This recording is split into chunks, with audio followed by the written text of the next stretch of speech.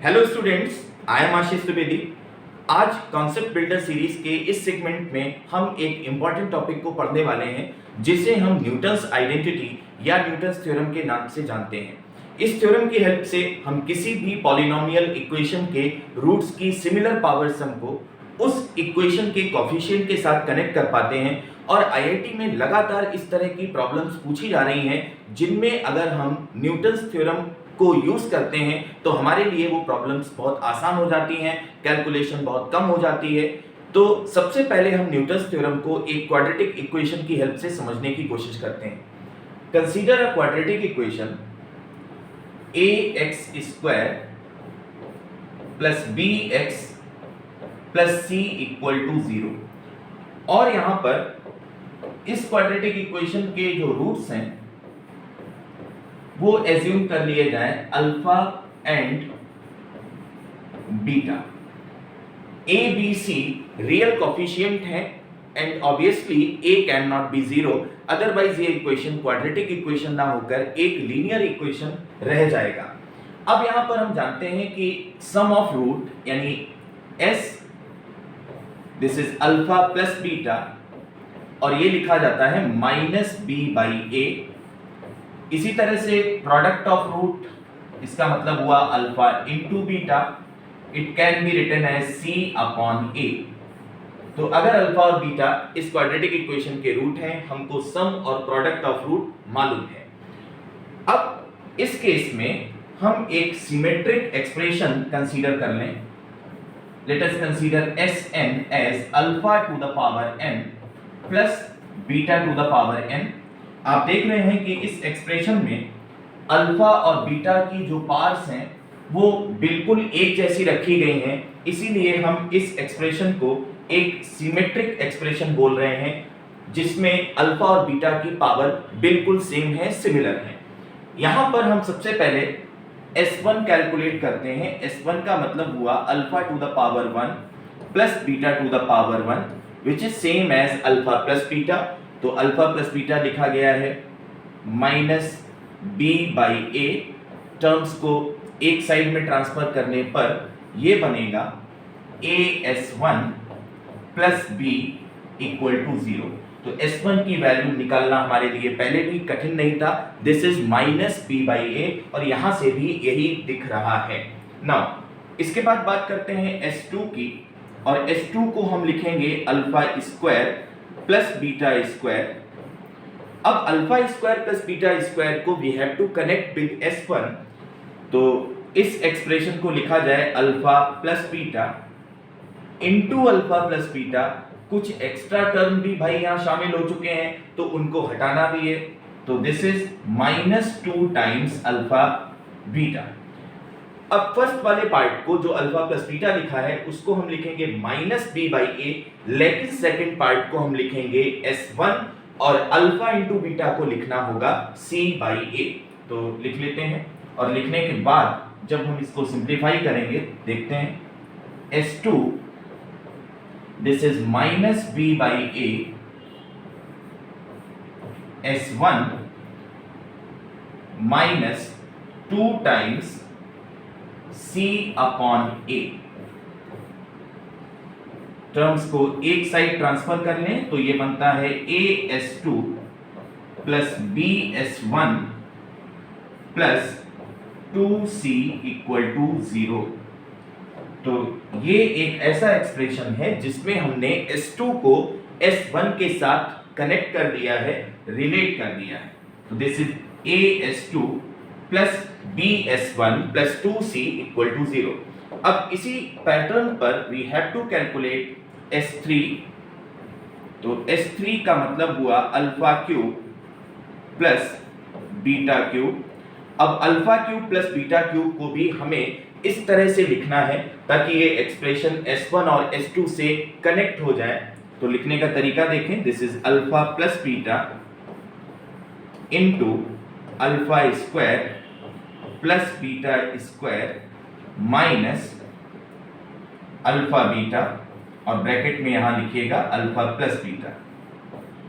अब फर्स्ट वाले ब्रैकेट में जो अल्फा प्लस बीटा लिखा है उसको हम फिर से -b/a लिखने जा रहे हैं, लेकिन सेकंड ब्रैकेट को आप समझ चुके होंगे, S2 ही लिखा जाए और यहाँ पर alpha into beta, this is c/a, but alpha plus beta is again S1 क्योंकि we have to connect S3 with S2 and S1।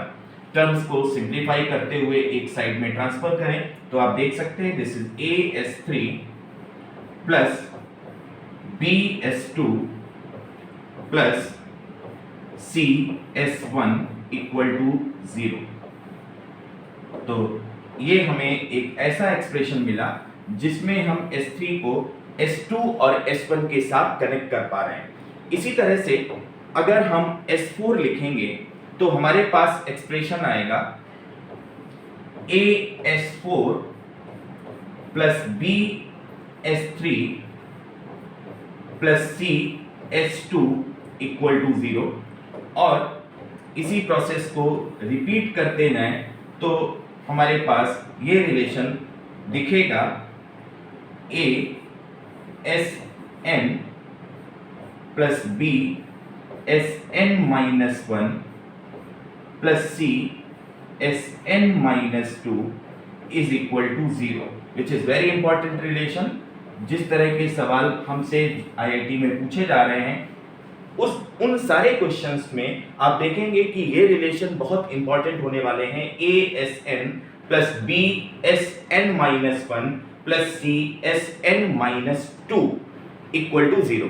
अब अगर हम इस वाले रिलेशन पर ध्यान दें तो आपको ये थोड़ा सा डिफरेंट लग रहा होगा, बट अगर आप एनालिसिस करेंगे तो इसको भी हम लोग लिख सकते हैं AS2 plus BS1 plus CS0 equal to 0, क्योंकि अगर हम n की वैल्यू 0 रखते हैं तो this is alpha to the power 0 plus beta to the power 0 which is equal to 2। तो S0 की वैल्यू यहाँ पर 2 है, ध्यान से समझ लीजिए। अगर हम S2 तक की बात करते तो यहाँ पर AS2 plus BS1 plus 2C आ रहा है। उसके बाद अगर हम S3, S2 और S1 का रिलेशन देखें तो AS3 plus BS2 plus CS1 equal to 0 आ रहा है। और इसी तरह से चलते हुए एट लास्ट हमें ये रिलेशन मिलता है ASN plus BSN-1 plus CSN-2 equal to 0। अगर हम ध्यान दें तो ऐसा लग रहा है जैसे x स्क्वायर को रिप्लेस करा गया हो Sn से, x को रिप्लेस किया गया हो Sn-1 से, और c के साथ जो कांस्टेंट 1 पड़ा है यहाँ पर हम मान सकते हैं कि this is into 1, c into 1, तो इस 1 को मैंने लिखा है Sn-2 that is equal to 0। अब यहां पर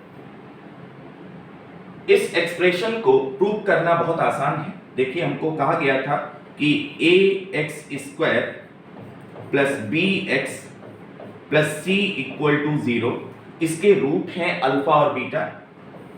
तो a alpha square plus b alpha plus c equal to 0 होगा, क्योंकि अल्फा इस इक्वेशन का रूट है तो अल्फा इस इक्वेशन को सेटिस्फाई तो जरूर करेगा। ऑल्सो यहां पर a beta square plus b beta plus c equal to 0 भी इस क्वाड्रेटिक इक्वेशन को सेटिस्फाई करेगा, बीटा भी, क्योंकि बीटा भी इस इक्वेशन का रूट कंसीडर किया गया है। अब यहाँ पर जो रिलेशन लिखा है, let us consider this as equation number 1। हम चेक करना चाहेंगे कि क्या ये इक्वेशन नंबर 1 सेटिस्फाइड है या नहीं। तो समझ लेते हैं फ्रॉम 1 Sn को हम लिखेंगे alpha to the power n plus beta to the power n, left hand side consider की जा रही है। Sn-1 को लिखेंगे alpha to the power n-1 plus beta to the power n-1, बिल्कुल। और यहां पर जो Sn-2 है उसको लिखने का तरीका c alpha to the power n-2 plus beta to the power n-2। This is our left hand side, यहां पर लिख देते हैं, ये हमारा LHS है। This is left hand side और इसको हमें प्रूव करना है कि this is equal to 0। Now alpha to the power n minus 2 हम फर्स्ट पार्ट से कॉमन ले सकते हैं, हर ब्रैकेट के फर्स्ट पार्ट से alpha to the power n minus 2 common निकाल लो। तो इसको लिखा जा सकता है alpha to the power n minus 2 और ब्रैकेट में देखें ये बनेगा a alpha square plus b alpha plus c और दूसरे हिस्से में ये आएगा this is beta to the power n minus 2, यहां पर आएगा a beta square plus b beta plus c। अब अगर हम ध्यान दें तो ब्रैकेट में लिखी क्वांटिटी दिस इज ऑलरेडी 0 क्योंकि अल्फा इस इक्वेशन का रूट है। हमारे पास ये एक्सप्रेशन ऑलरेडी यहां पर गिवन है कि a alpha square plus b alpha plus c equal to 0। हमारे पास ये एक्सप्रेशन भी यहां पर है कि a beta square plus beta plus c equal to 0। तो वी कैन से कि ये वाला ब्रैकेट जो भी एक्सप्रेशन लिखा है ये डेफिनेटली 0 होने वाला है और इधर भी हमारे पास 0 ही है। तो हम देख सकते हैं कि लेफ्ट हैंड साइड 0 के बराबर आई, यानी ये relation number 1 this is true. ध्यान से समझ लीजिए। एक ध्यान देने वाली बात और है और बहुत ज्यादा ध्यान देने वाली बात है, अगर इस सिमेट्रिक एक्सप्रेशन में यहां पर alpha to the power n plus beta to the power n की बजाय alpha to the power n minus beta to the power n होता तो भी आप देख सकते थे कि फाइनली हमारे पास ये इक्वेशन सेटिस्फाइड होती, क्योंकि आप यहां माइनस लिख रहे होते, यहां पर माइनस आ रहा होता, यहां पर भी माइनस आता, फाइनली यहां पर माइनस साइन दिखता, बट ये दोनों ब्रैकेट अभी भी 0 थे। तो Sn alpha to the power n plus beta to the power n होता, यही एक्सप्रेशन हमारे पास तब भी दिखता जो यहां पर सेटिस्फाइड है, इक्वेशन 1 की बात कर रहा हूं। और अगर alpha to the power n minus beta to the power n है तब भी ये expression as it is satisfied है। अब इस कॉन्सेप्ट को पॉलिनोमियल इक्वेशन के लिए एक्सटेंड किया गया है, तो हम अब समझ लेते हैं कि किसी भी पॉलिनोमियल इक्वेशन में ये कॉन्सेप्ट कैसे वर्क करता है। Consider a polynomial equation an x to the power n an minus 1 x to the power n minus 1 an minus 2 x to the power n minus 2 और इसी तरह से लास्ट के टर्म लिखे गए हैं a1 x plus a not equal to 0, जहां पर जो कोफिशिएंट हैं इस पॉलिनोमियल में वो है an minus 1 a1 a not इस तरह से। और आप देख पा रहे हो कि लीडिंग टर्म का कोफिशिएंट an है which can not be 0, otherwise इस इक्वेशन के रूट्स n ना होकर कम हो जाएंगे, n माइनस 1 हो जाएंगे। तो ध्यान रखना है an can not be 0। Let the roots are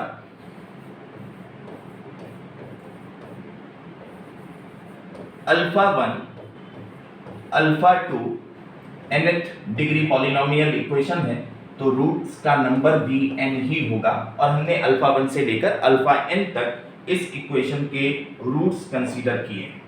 यहां पर हम कंसीडर करें sk, तो ये सिमेट्रिक पावर सम रिप्रेजेंट कर रहा है, रूट्स का symmetric power sum, alpha 1 to the power k, alpha 2 to the power k, अब की बार n की जगह हम लोग ने k लिख लिया, this is alpha n to the power k। ठीक है। अब यहां पर अगर हम S1 कैलकुलेट करें तो S1 का रिलेशन आएगा an S1 plus an minus 1 equal to 0, बिल्कुल उसी पैटर्न पर जिस तरह से हम लोग ने क्वाड्रेटिक इक्वेशन के लिए काम किया था।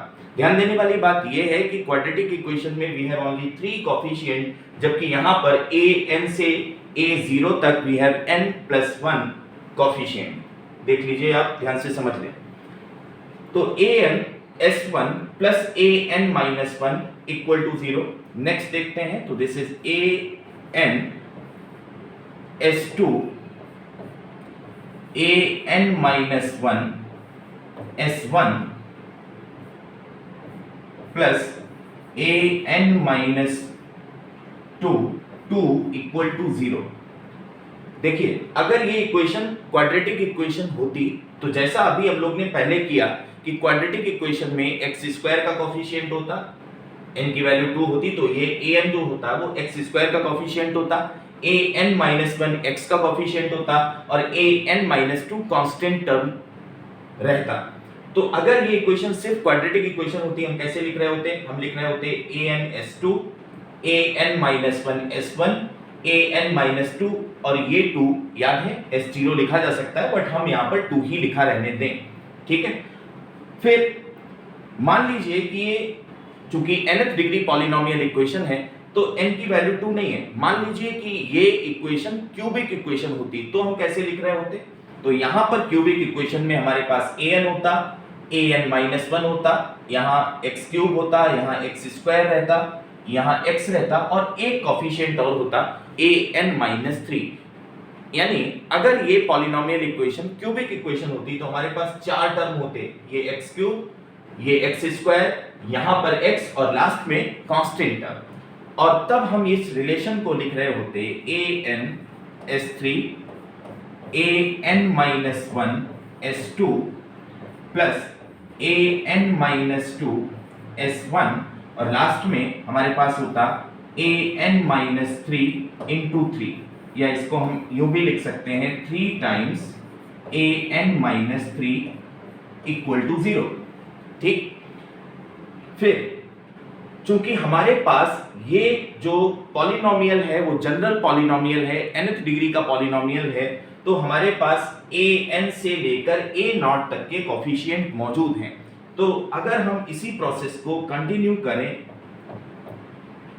तो after repeating this process we get an sn, फिर आता an minus 1 sn minus 1, फिर आता an minus 2 sn minus 2 और लास्ट में जब हम a0 तक पहुंचेंगे तो ये होता n into a0 equal to 0। इससे जस्ट पहले हम लिख रहे होते a1 into s1, चेक कर लें। फिर अब हमारे पास ये इक्वेशन nth डिग्री की इक्वेशन थी, बट अगर हमें sn+1 को कनेक्ट करना होता तो देखो, तो an sn+1 an minus 1 sn और यूं ही चलते चलते हम लोग को लास्ट में क्या मिलता ये समझ लें, ये आता a0 s1 और आगे की सारे टर्म जीरो हो जाते। अगर हम लिख भी दें कि दिस इज n+1 तो कोफिशिएंट तो जीरो होगा, तो बाद के टर्म जीरो हो गए होते और इसको लिखने का कोई फायदा ना मिलता। तो आप समझ लें कि ये बिल्कुल उसी तरह का एक्सप्रेशन है, उसी बात को सेटिस्फाई करता हुआ है जैसा एक्सप्रेशन हम लोग ने क्वाड्रेटिक इक्वेशन के लिए समझा था। सपोज हमने क्वाड्रेटिक के लिए जब s3 लिखा था तो रिजल्ट क्या आया था? वो आया था a(s3) plus b(s2) plus c(s1) equal to 0, ठीक है। तो ध्यान से समझ लीजिए, इन दोनों को आपको समझना पड़ेगा क्योंकि ये दोनों रिजल्ट पॉलिनोमियल इक्वेशन के सिमेट्रिक पावर सम को कोफिशिएंट के साथ कनेक्ट करते हैं। अब इस कॉन्सेप्ट पर जेईई में बहुत सारी प्रॉब्लम्स पूछी गई हैं, उनको डिस्कस कर लेते हैं। न्यूटन्स थ्योरम के कॉन्सेप्ट को समझने के बाद आईआईटी में आई हुई कुछ प्रॉब्लम्स कर लेते हैं, जिनमें अगर हम न्यूटन्स थ्योरम के रिजल्ट्स को यूज करेंगे तो कैलकुलेशन बहुत आसान हो जाती है और इस तरह की प्रॉब्लम्स को अगर हम न्यूटन्स थ्योरम की हेल्प से करते हैं तो इनको बहुत कम टाइम में हम कर सकते हैं। सबसे पहली प्रॉब्लम 2020 में पूछी गई प्रॉब्लम है, जिसमें कहा गया है कि अल्फा और बीटा एक क्वाड्रेटिक इक्वेशन 5x² + 6x - 2 = 0 के रूट है। ठीक उसी तरह का एक एक्सप्रेशन यहाँ पर डिफाइन किया गया है जिसमें रूट्स की सिमिलर पावर सम को Sn लिखा गया है एंड n 1 2 3 आगे तक कोई भी वैल्यू जा सकती है। 4 ऑप्शंस हैं। देखने वाली बात है कि यहाँ पर हम लोग को S6, S5 और S4 को कनेक्ट करना है, जबकि we have a quadratic equation. तो क्वाड्रेटिक इक्वेशन में जैसा रिजल्ट हम लोग ने देखा है उसी बेसिस पर यहाँ हम लिख सकते हैं 5 टाइम्स Sn, एक्स स्क्वायर को Sn से रिप्लेस करें, 6 times Sn minus 1 minus 2 times Sn minus 2 equal to 0। अब चूंकि हमें S6 को यहाँ पर इन्वॉल्व करना है तो n को 6 रखते ही we have the answer 5S6 plus 6S5 और लास्ट टर्म को दूसरी साइड में शिफ्ट करें, दिस इज 2 टाइम्स S4। तो D is correct, last option is correct option. इसी तरह की एक प्रॉब्लम और पूछी गई है 2020 में ही, जिसमें कहा गया है कि अल्फा और बीटा फिर से एक quadratic equation x square minus x plus 1 minus 1 equal to 0 के रूट है। यहां पर भी एक एक्सप्रेशन pk डिफाइन कर रखा है और pk का मतलब यहां पर है alpha to the power k plus beta to the power k is greater than और इक्वल टू 1। हमसे पूछा गया है कि इन 4 ऑप्शंस में से कौन सा इनकरेक्ट है, यानी इनमें से जो इनकरेक्ट है वही हमारे लिए करेक्ट ऑप्शन होगा। तो सबसे पहले हम P1 निकाल लेते हैं, P1 माइनस 1 इक्वल टू 0। तो यहां पर P1 आएगा 1। इसके बाद P2 कैलकुलेट करना है, तो P2 को P1 से रिलेट करें, माइनस 2 इक्वल टू 0। P1 की वैल्यू 1 रखते ही P2 आ जाता है 3। फिर P3 minus P2 minus P1 equal to 0। अब हमें P3 कैलकुलेट करना है, तो P2 और P1 की वैल्यू फीड करें, तो P3 आ जाएगा 4। Similarly P4 minus P3 minus P2 equal to 0। P4 निकालना है तो P3 और P2 की वैल्यूज को यूज करना होगा, और अगर ऐसा किया जाए तो P4 आता है 7। सिमिलर प्रोसेस में हम P5 कैलकुलेट करने जा रहे हैं और P5 की वैल्यू तब मिलेगी जब हम P4 और P3 की वैल्यू यूज करेंगे। आसान कैलकुलेशन है और इस कैलकुलेशन की हेल्प से ये 11 आता है, बट ये आसान तभी तक है जब तक आप न्यूटन्स थ्योरम के रिजल्ट्स को यहाँ पर अप्लाई कर रहे हो, अदरवाइज ये कैलकुलेशन डिफिकल्ट हो जाता और बहुत टाइम कंज्यूमिंग प्रोसेस होता। अब इन ऑप्शंस को एक एक करके चेक कर लेते हैं। पहला option P3 equal to P5 minus P4 which is already correct, तो ये हमें टिक नहीं करना है। दूसरा ऑप्शन सारे P's का सम, यानी P1 P2 से लेकर P5 तक सबका सम, तो इनका सम करके देखते हैं। 1 प्लस 3 4 प्लस 4 8 प्लस 7 15 प्लस 11 26 आता है, तो ये भी करेक्ट है, हमें टिक नहीं करना है। D P5 11 ये दिख रहा है, ये भी करेक्ट है, ये भी हमें टिक नहीं करना है, तो obviously C is incorrect which is our correct answer. तो P5 की वैल्यू P2 और P3 का प्रोडक्ट नहीं है, तो हमारा यहां पर आंसर बनता है ऑप्शन C, यानी C is correct because it is incorrect in this case. अब इसी बेसिस पर कुछ प्रॉब्लम्स और की जाएं जिनमें अगर हम न्यूटन्स थ्योरम अप्लाई करते तो ये बहुत आसान सी प्रॉब्लम दिखती। तो कुछ प्रॉब्लम्स और कर लेते हैं, उससे पहले इसको हटा दिया जाए, देखते हैं इन प्रॉब्लम्स को। हाँ भाई, ये प्रॉब्लम जिसमें फिर से अल्फा और बीटा एक क्वाड्रेटिक इक्वेशन के रूट कहे गए हैं। अब की बार इक्वेशन है x square minus 6x minus 2। अब की बार इन्होंने Sn या Pk की जगह ऐसे कुछ कर रहे हैं, लेकिन बदल कर एक्सप्रेशन लिख रहे हैं। An लिखा है, बात वही है, alpha to the power n plus beta to the power n। Alpha is greater than beta और हमसे इस एक्सप्रेशन को कैलकुलेट करने को कहा गया है। ध्यान देने वाली बात यहां पर है कि ये प्रॉब्लम आईआईटी में विदाउट चेंजिंग एनी डेटा 2 बार आया है, 2015 और 2021 में। तो देख लेते हैं, यहां पर आपको क्लियरली दिख गया होगा कि we have to relate A10, A8 and A9। तो सबसे पहले x स्क्वायर की जगह आएगा Sn फिर x की जगह n minus 1 minus 2 times S N minus 2 equal to 0, जैसा कि अभी अभी हम लोग ने देखा है। और अब n की वैल्यू यहां पर 10 रख देते हैं, तो n की वैल्यू 10 रखने पर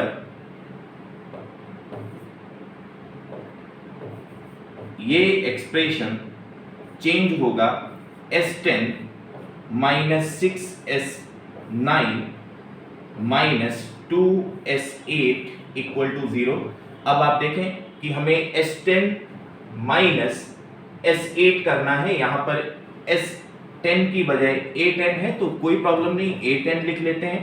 minus 2 times A8 this is equal to 6 times A9, तो A10 minus 2 times A8 divided by, आप देखिए यहां पर केवल हमें 2A9 से डिवाइड करना है, तो 2 टाइम्स A9 डिनोमिनेटर में लाते ही इस एक्सप्रेशन की वैल्यू दिखेगी, और ये वैल्यू दिख रही है 3, जो हमें फर्स्ट ऑप्शन में दी गई है। तो हमारे लिए यहाँ पर करेक्ट ऑप्शन है ऑप्शन ए।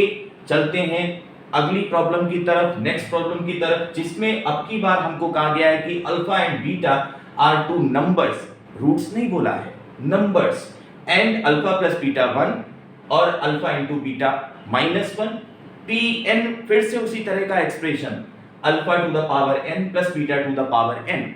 ध्यान देने वाली बात है कि पी एन माइनस 1 11 और पी एन प्लस 1 29 देकर हमको पी एन का स्क्वायर पूछा गया है। तो हम इस प्रॉब्लम में अल्फा और बीटा को एक क्वाड्रेटिक इक्वेशन का रूट मान लें, तो वो क्वाड्रेटिक इक्वेशन कैसे लिखी जा सकती है? किसी भी क्वाड्रेटिक इक्वेशन में अगर हमें सम ऑफ रूट और प्रोडक्ट ऑफ रूट मालूम है तो उसका फॉर्मेट ऐसा होता है x square minus sum of root times x plus product of root. अब चूंकि हमें सम और प्रोडक्ट गिवन है, तो ऐसी क्वाड्रेटिक इक्वेशन जिसके रूट अल्फा और बीटा होंगे वो आप इजीली लिख पाएंगे। एस यहाँ पर 1 है और p माइनस 1 है, तो this is the quadratic equation जिसके रूट्स अल्फा और बीटा होने वाले हैं, अल्फा एंड बीटा। अब इस क्वाड्रेटिक इक्वेशन में pn माइनस 1 और pn प्लस 1 को रिलेट करना है। तो हम जानते हैं कि यहां पर हम एक्स स्क्वायर को रिप्लेस करेंगे pn प्लस 1 से, x को रिप्लेस करेंगे pn से, और यहां पर कांस्टेंट के साथ आएगा pn minus 1 equal to 0। Now pn plus 1 की वैल्यू दे रखी है 29 और pn माइनस 1 की वैल्यू दे रखी है 11, तो 29 माइनस 11 दिस इज pn। यहां से हमारे पास pn आता है 18, बट pn नहीं, pn का स्क्वायर पूछा है, तो 18 का स्क्वायर हम लोग जानते हैं दिस इज 324। ये एक न्यूमेरिकल बेस्ड प्रॉब्लम थी आईआईटी में, जिसका आंसर था 324। तो इस तरह से आज के वीडियो लेक्चर में हमने एक इंपॉर्टेंट कॉन्सेप्ट पर बात करी, न्यूटन्स थ्योरम पर बात की, जिसकी हेल्प से आप लेंथी कैलकुलेशन को आसान स्टेप्स में पूरा कर सकते हो। नेक्स्ट वीडियो लेक्चर में ऐसे ही किसी कॉन्सेप्ट को लेकर हम दोबारा मिलेंगे। Till then keep revising.